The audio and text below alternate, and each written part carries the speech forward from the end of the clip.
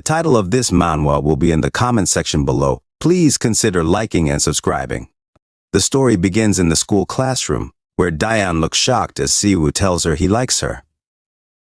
He also tells her that he has liked her since the first time he saw her, and since they have been friends. Suddenly she yells and says that she doesn't like him. She tells him he is kind, good-looking, talented, and fun. She also tells him that she doesn't hate him. After some time, Siwoo comes to the playground where his friend is standing. He asks him what happened, but he sees that Siwoo looks sad and assumes what happened. He tries to console him. Siwoo tells him that she wants to focus on her studies. He says that she should at least make a better excuse. Siwoo has tears in his eyes as he thinks she rejects him because he is chubby. Suddenly, the football approaches them and Siwoo stops it with a single hand. He gets shocked. He asks him why he is like this. He replies that it is the greatest mystery in his life. He tells him that it's not that he dislikes exercising, and it's not even that he can't. He also says that with every meal, he meticulously calculates the calories. If people on a diet could follow even half of what he does, then no one in the world would get fat. While going home, he asks Siwoo if he's ever been to a hospital or something. He replies that he has, and he has gone many times. He tells them that they tell him that if he is not losing weight no matter what he does, that's 99.9% because of genes. After some time, he comes home. He sees the photos and thinks it would have been lovely if that was true because his parent is not chubby. Even though it feels unfair, he could have given up already. Whether in the past or now, his mother, who has always complimented him about his beauty, is a matter of course. He has never seen his father in person, but has heard many stories.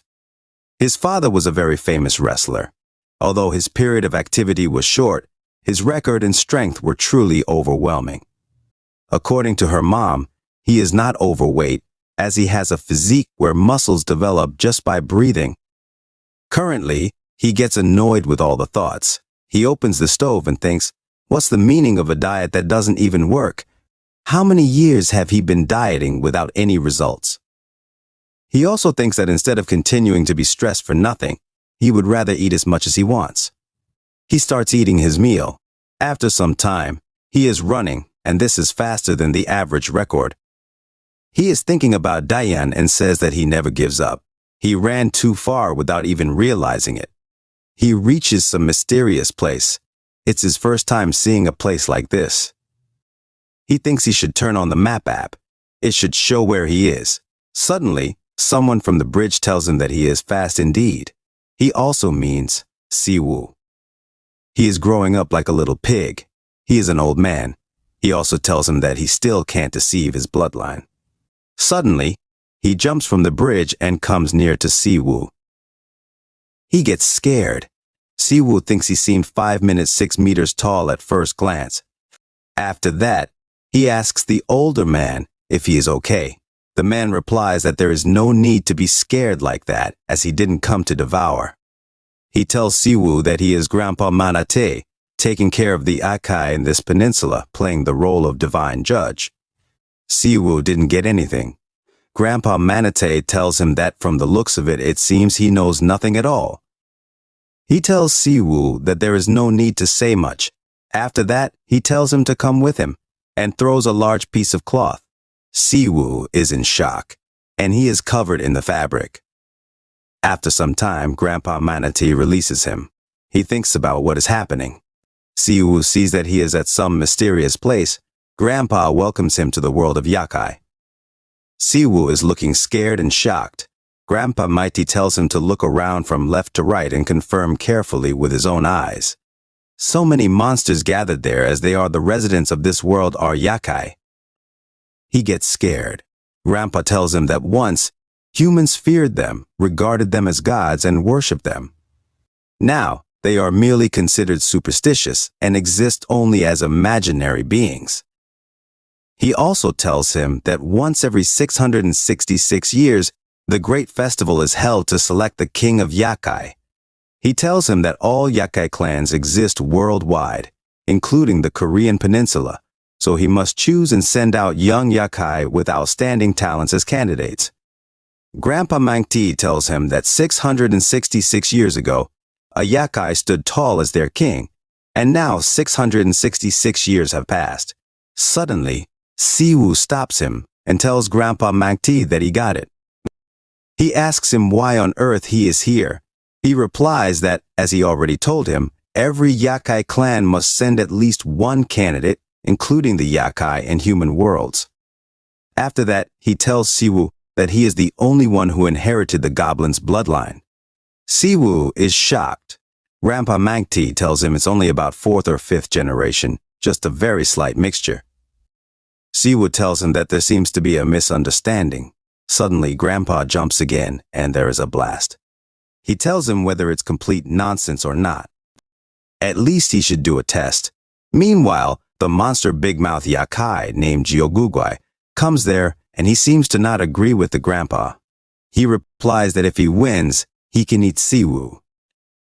Jiogugwi gets happy as he thinks that after 666 years, he can eat the human meat, so he can't miss this chance. Siwoo disagrees, but suddenly Jiogugwi pushes him away with his foot. Siwoo falls away. Grandpa Mangti tells him that even if he has inherited the blood of a goblin, they can't give the right to the festival to an ordinary human being, so prove it if he wants to live. Meanwhile, the monster again beats him. He catches him and again throws him in the air. Siwoo is too injured. Jiogugwe again tries to beat him. He took his hand and wanted to press him.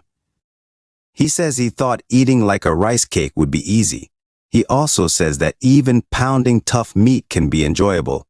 He will eat him, but Siwoo trying hard to save him. He pushes his hand. Since ancient times, the abilities possessed by goblins were truly limitless. Nevertheless, their most representative ability and weapon were the games they enjoyed. Meanwhile, Siwoo is getting powerful, and his body is transformed. As long as it's a goblin, they can learn it without being taught. Talents ingrained in the body by instinct. Siwoo becomes as powerful as he pushes away the monster. Suddenly, a blast happens, and the monster is knocked out. Siwoo is standing near to him. In the world of yakai, he is Choi Siwoo, a 17-year-old whose race is human and half goblin. The part of the game awakening is complete. The next day, Siwoo tells his friend everything that happened on the last night. He tells him it's an absurd dream. He tells him that after what he said, it sounds so much fun just listening to it since he won. Siwoo replies that it was no fun at all. He was beaten up the whole time and only got to throw him once. His friend tells him it's even more interesting that it was about him getting beaten up. Don't people usually perform actions they are familiar with in dreams? He also tells him that he never learned to wrestle, as he did boxing consistently to lose weight. Siwoo replies that it was peculiar. The dream was vivid to begin with. He says it feels like he knew that movement from the beginning. He feels like he could do it again right now. His friend asks him if he is getting excessive immersion. Siwoo tells him that's what he is telling him. After that, he tells him that he wondered if it was because he has been under too much stress lately, as he's obsessed with losing weight. He also says that even if it was just a dream, it's hard to believe that this chubby body suddenly became muscular. In the past, the night he had a match with the monster, Siwoo is shocked to see that he beats the Jiogugwi. Grandpa Mangti asks him if he has come to his senses. Since he fell asleep while standing, he thought he would wake up after a while. There is a lady also there who is standing with Grandpa Mangti. Suddenly, Siwoo realized that it was not a dream. He learns that it's accurate and fights with a monster like this. He has so many thoughts. After that, Grandpa Mangti asks him what he will do. Instantly, the lady says to Siwoo that she is a bit disappointed. It's the first time she has seen a half-human, but now that she has seen him in person, he is a pathetic and stupid creature. After that, she says weirdly that things mean Siwoo. Does it have goblin blood? Grandpa Mangti tells her she didn't see the fight earlier right. She replies that an opponent is an opponent, but that lowlife who can't even fit into the ranks of yakai. She also says that he can't even use any impressive magic, and only knows to brag about his pitiful strength shamelessly. After that, she also tells him to think he would be at the mercy of such a thing. and he is claiming victory with pride. Suddenly, Siwoo speaks up and says the test is over now, right? Then please let him go back home now. Grandpa Mangta tells him that he has demonstrated his strength excellently. He tells him he made his judgment while still asleep, so let him repeat it. Grandpa Mangti says, this is unexpected. He says Siwoo brought down Kangdu in a single blow, and it doesn't seem like that to him that he was hiding his powers. It looks like he still has goblin blood in him, and it's been a while since he has seen a goblin asylum. After that, he tells him that he, the divine judge of this peninsula's yakai, Grandpa Mangte, will give the promising judgment. He says, with the hundreds of yakai gathered here as witnesses, right now, the person he declares that Choi Siwoo is not a human but a yakai. He also says that if there is no objection, everyone backs down and spreads the news of what's happened here throughout the peninsula. Out of the blue, Tae came across a goblin. One must go through all sorts of things, and this time's festival will be pretty interesting. After that, Grandpa Menti tells Siwoo that his name is included in the roster as one yakai. Without a valid reason, nobody can capture him or harm him. Siwoo replies that it's good, but he must return home now. Suddenly, the lady speaks up and tells Siwoo that this is frustrating. She asks if he is pretending to be stupid. She asks him if he did not hear that he is a yakai now. She also tells him that if one cannot be recognized for the ability to conceal their identity among humans completely, then a yakai under 500 years old cannot venture into the human world. Siwoo tells her he is not the person who causes problems. He has never hit anyone, and he has lived a quiet life. He also tells her he guesses he has no choice if she cannot understand what he is saying. After that, Grandpa Mangti asks him if he has a grasp of his situation a bit now. Whatever he considers himself to be, his physical body is already that of a yakai. He also tells him that the monstrous power of the goblin tribe is by far the best among yakai. Grandpa Mangti also tells him that even if he is like a baby who just woke up, it will easily surpass 10 times that of an ordinary human. He tells him that if it was an ordinary human body, it could easily be damaged with just a slight touch in the wrong way. Siwoo replies that he understands. However, waiting until he is 500 years old is ridiculous, and they must wait half a year. Grandpa Mighty tells him, didn't. He tells him that every 666 years, a king of yakai is elected. The 500 age limit is a new law made by the currently crowned king. He tells Siwoo that 666 years ago, at that time, all yakai could enter and leave the human world. In the case of most humans, what they could do was to run away. He tells him they are afraid of them on the night they appear or rely only on strong and human-friendly tribes among them. He also tells him that fear and worship that was the attitude humans had towards them until 666 years ago. Grandpa Mangti also tells him that the festival of 666 years ago ended. The newly crowned king didn't seem to like it for some reason.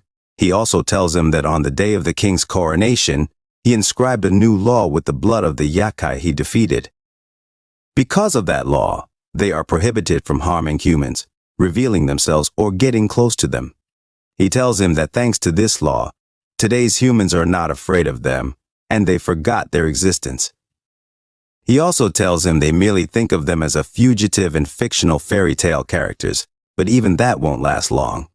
Grandpa Mangti also tells him that his reign of 666 years will end 6 months from now, and the current king will abdicate the throne. Even the rules made by him will return to a blank sheet. He also tells him that on that day, the moment the sun sets in the human world, it will be a moment that almost all the yakai have been waiting for the past 666 years. He tells him about the night of the yakai. He tells him that the residents of the yakai world will rush into the human world and awaken the fear and reverence humans have forgotten. Siwoo is looking shocked after hearing all this. Grandpa Mangt also tells him whether waiting 6 months like this or learning how to harness his power to get out quickly is entirely up to him. He also tells him he has complete freedom in deciding what to do. Siwoo asks them how to harness his power and where and how he learned it. He also asks Grandpa Mangti if he manages to learn it, how powerful he has to be called strongest among the yakai. He replies that, in a moment, he seems to have added a quite resolute expression. So what is his heart drawn to? He asks him what will happen to the world once the yakai reappears. Meanwhile, a year-old boy couldn't make accurate predictions, but what was clear was that the world would become more dangerous to all humans. At least, the boy had to protect those important to him. Grandpa Mangti tells him it's not something he can guarantee for sure. However, the goblin's blood flowing in his body is quite powerful. He also tells him that while he is not sure it can compare to a pure-blooded goblin, even if he only knows how to use it properly, there will be no yakai daring to harm a human dear to him. He also tells him that the odds are infinitely low, but he never knows. He tells him that if he wins the festival and becomes the yakai king, he might even be able to create the laws again. So please make some reasonable remarks. Suddenly, the lady says that even though he is equal to those so-called yakais, she asks Grandpa Mangti if he thinks someone like Siwoo could survive the festival. After that, Grandpa Mangti introduces her to Siwoo. He tells him that her name is Shiolwa, and just like him, she is also participating in the festival as the representative of her tribe. Shiolwa tells them there is no point in knowing her name as there won't be a chance to see each other again. Besides, she didn't come here to introduce herself to someone like him. She asks Grandpa Manatee if he didn't say she must take the qualification test to enter the human world. After that, she tells him she might get furious if he says something else. Grandpa Manatee tells her that the child is in the same position as her. Even though she is still very young, she wants to go to the human world. He says he put off dealing with her because he had much work. But she kept sticking to him, asking him to take the test first. Siwoo was shocked to hear this and thought he said the yakai could go out to the human world in half a year.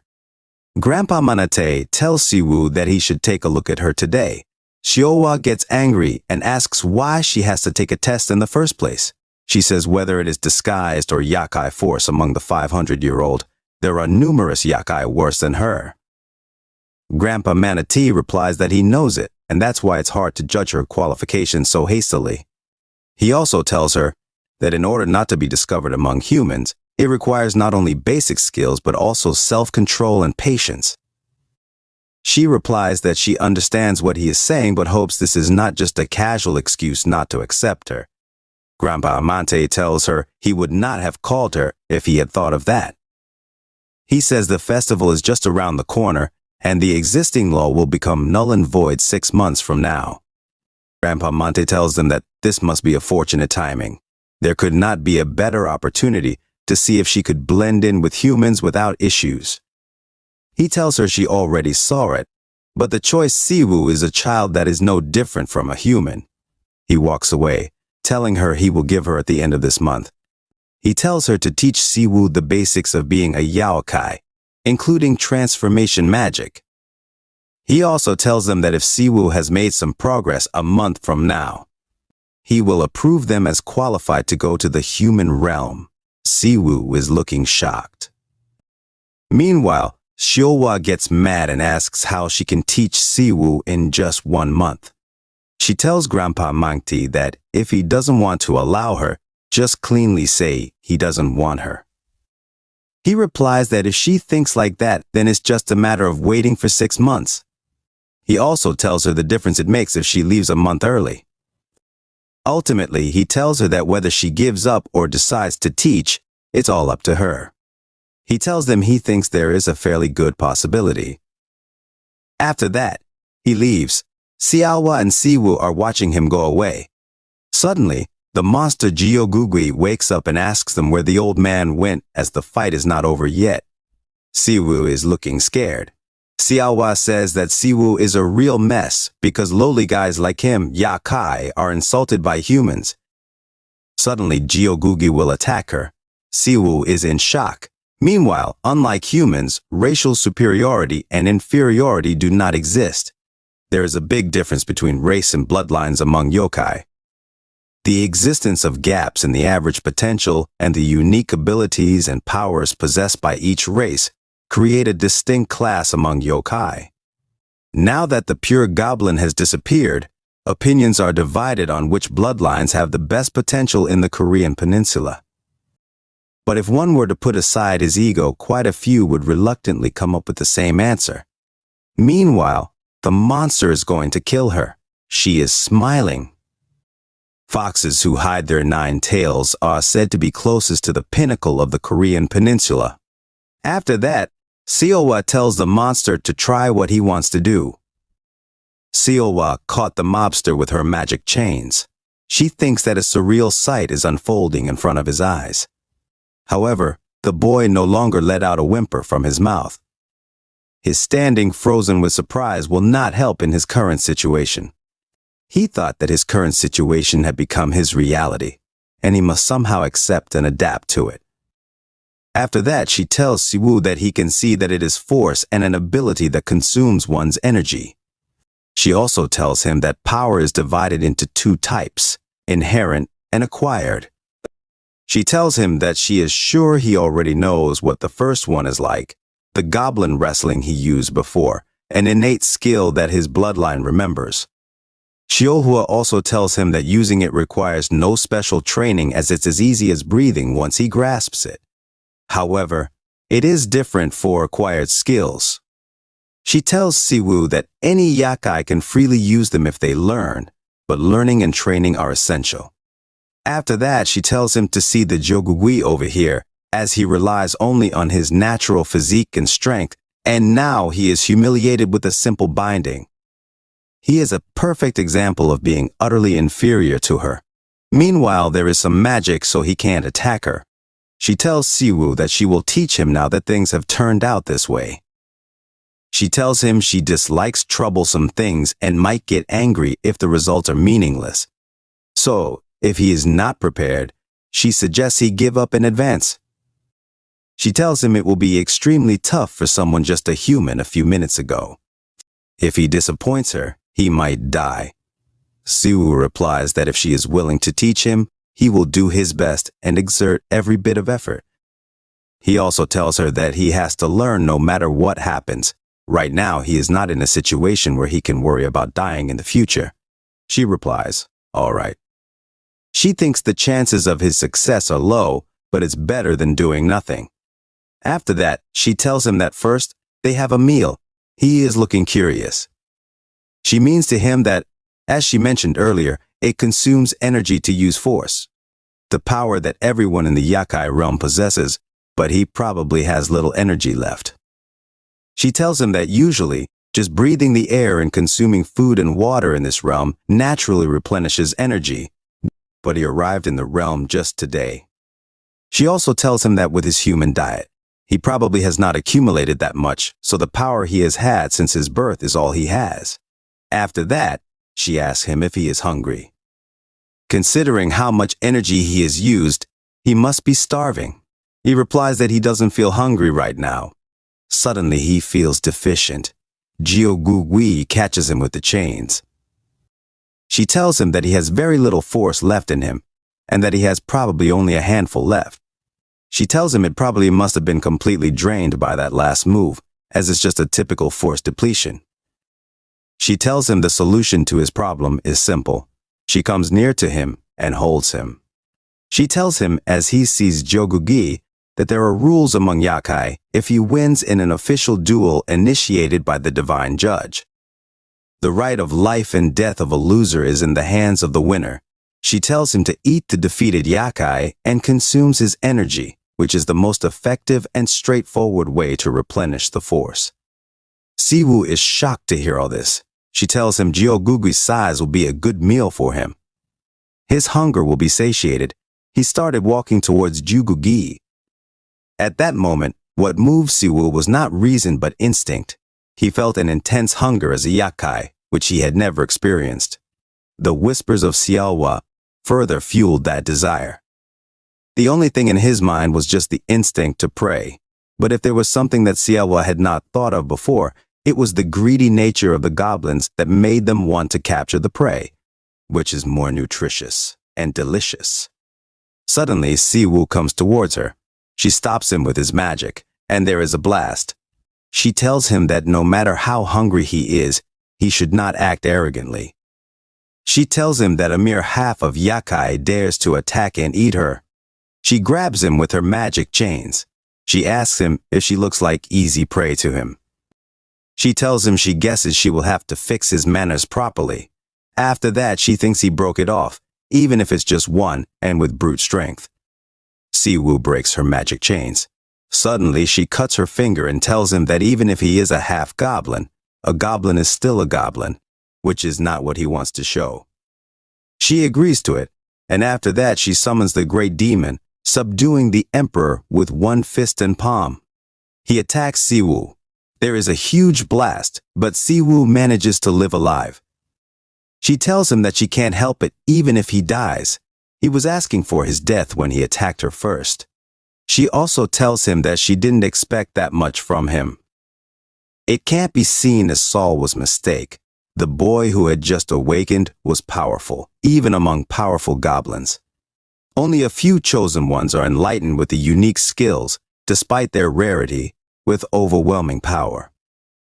He showed the ability to become the symbol of the goblin race. Meanwhile, Siwoo is ready to fight with her. He has his magic weapon. She tells him he is more complicated than she thought for a half-goblin. Siwoo possesses a unique Force Goblins Club, a genius who grew her 9 tails in less than 100 years, a talent the Korean Yakai Peninsula had after 1,000 years. That's why she could feel it. After several hundred years, the danger of facing such a creature for the first time since her birth.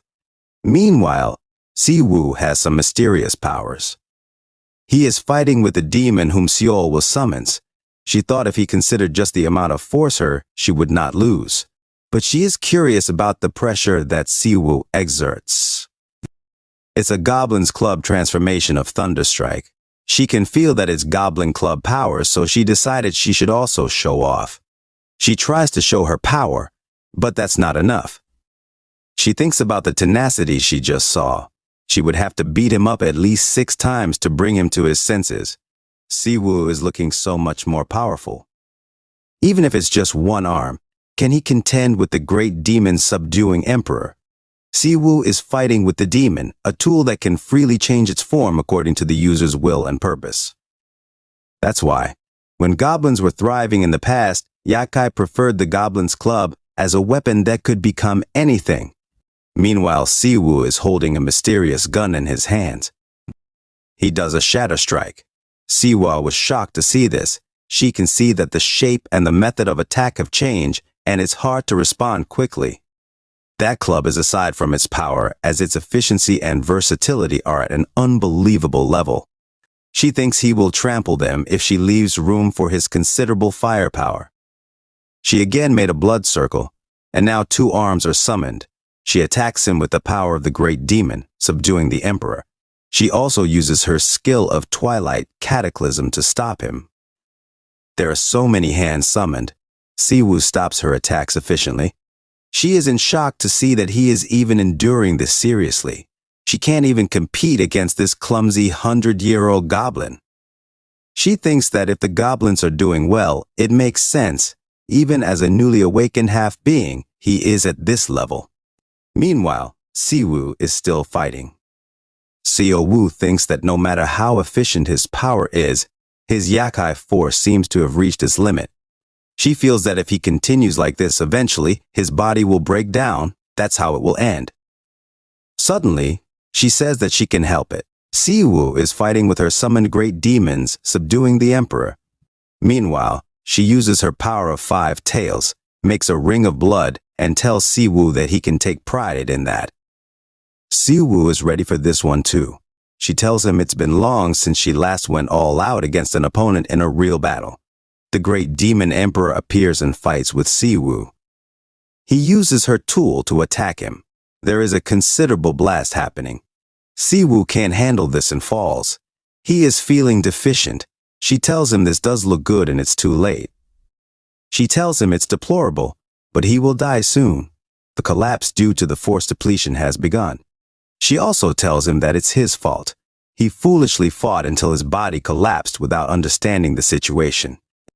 She tells him she will get a severe scolding from her mentor. Meanwhile, Siwoo is facing difficulty in breathing. She can't see like this. She grabs him and kisses him. After that, she leaves him and tells him that with 5 tails and the yakai force from the fox bead she used on him just now. Meanwhile, Siwoo is numb. She tells him she won't let him off quickly if he is not worth her investment. After some time, Siwoo opens his eyes. He is in a room. He doesn't know where he is. He sees Seo was standing at the door with the herbal medicine. Siwoo apologizes to her and tells her that he remembers everything he did. He tells her he doesn't know how it is possible. He is fully conscious but cannot control his body.